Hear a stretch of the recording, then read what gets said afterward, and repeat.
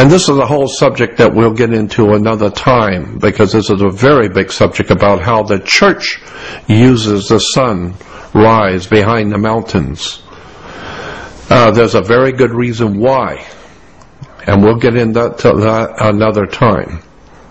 But just to show how this symbolism is used in politics, in corporations, religion, churches, even the sunrise Torah symbol. The Jews use the sun rising over Jerusalem all the time. That's a very important symbol. Here we have sunrise in Jerusalem. There's a reason why the sunrise is important, because it's a symbol of the Illuminati, the illumination of the world by the illuminated minds. And of course, Charles Taze Russell, when he founded the International Bible Students Association back in the 1868, Zion's Watchtower today is known as Jehovah's Witnesses. That was a Illuminati Zionist movement as far back as 1868, and the sunrise was used profusely in the old watchtowers. Now, the rising of the morning sun is called the dawn, so when the spiritual or intellectual enlightenment comes into your heart or mind, we say things like, "Oh, it just dawned on me." Why do we say that? "Oh, yes, it just dawned on me." That's what the sun does. It dawns. The dawn is it says here, the rising sun is a symbol of hope and a new beginning. The dawn. It's a Christian concept. And if you go on the web to Google and put in Christian New Dawn, you will see hundreds and hundreds of churches and church groups and Christian groups going by the name of Christian New Dawn, the New Dawn movements. Easter celebrates the new dawn of Christ brought into the world. Christian singers, the New Dawn singers. Here's Christian churches, the New Dawn Christian Church. So here's a picture of a Christian celebration, and you'll see on the backdrop, you'll see the crosses, and then you'll see in the middle the mountains with the sun rising on the new dawn. Most Christians have no idea in the world the significance of these symbols, have no concept in the world about what they're being led into. And of course, with this new dawn, we get into something called the new day, obviously. Christian symbolism still. And don't forget about the Jewish Kabbalah. The Jews also have the same symbol. That's where Christians have gotten it from. It's from the old ancient Jewish religion.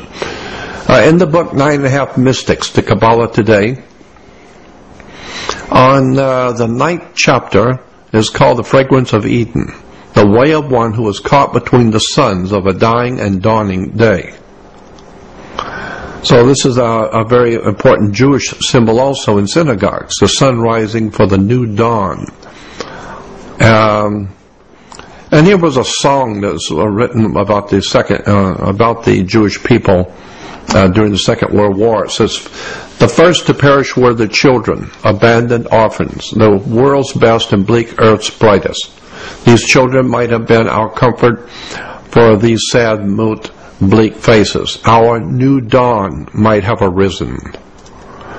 So this whole idea of the coming of the Messiah, according to ancient Jerusalem and ancient Jewish teachings, has nothing to do, in fact, with a man coming to save the world.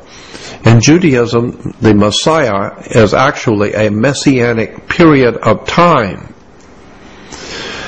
And of course, the second paragraph, talking about this red heifer, silly nonsense about a red heifer or a red bull that was born in Israel. This goes back to the worship of Taurus, the bull, and the constellation, when the sun was in the constellation of Taurus.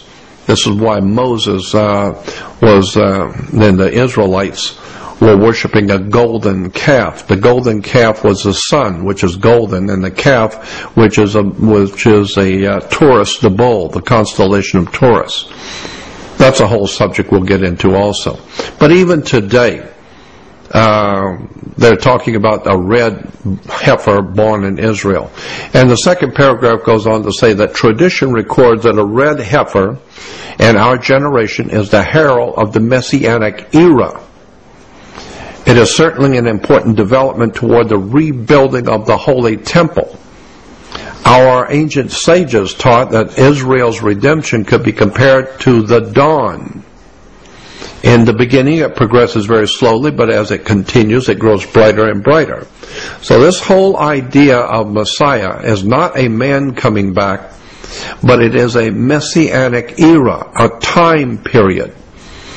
And this time period is when the rebuilding of the Holy Temple, and this whole idea and concept of rebuilding the Holy Temple is a Masonic idea. Illuminati, Freemasonry, dreamt up the idea of rebuilding the Holy Temple. It has nothing to do with Judaism.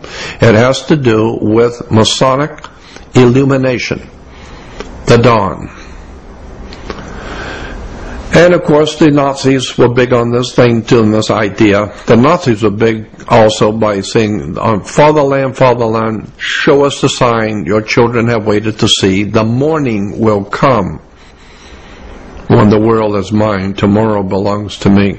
The Nazis were really big on using not just the eagle to represent the sun, but the Nazis were very big on the whole concept of the new dawn and the new day. We'll get into that in a few moments. If you go to the United Nations website and go to the UN website and type in a new dawn, you will see there are many articles about the new dawn. But what the UN is talking about when it uses the term new dawn is a new dawn for socialism, or what we might call Soviet communism. That's the new dawn in the United Nations view. So here we have newspapers from the UK, and it says only a strategic partnership with China will keep this new dawn bright. Here is Gordon Brown with his wife talking to Ted Kennedy, and it says Gordon Brown, the Prime Minister of England, calls for a new dawn of collaboration with the U.S. and the European Union.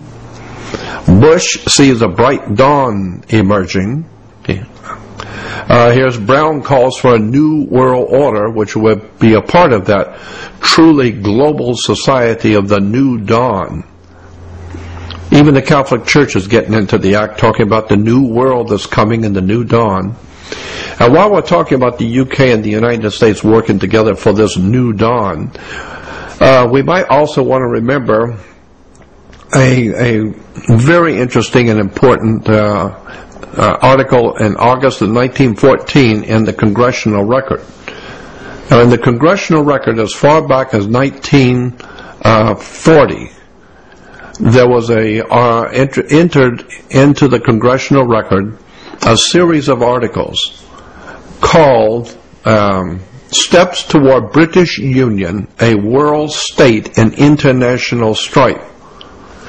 This was entered in August 1940 in the House of Representatives. Again, the title of this articles that were entered into the Congressional Record. Think about what you're reading. Steps Toward British Union, a World State, an international war, international strife. And it says the author of this is Representative Thorkelson. And he said,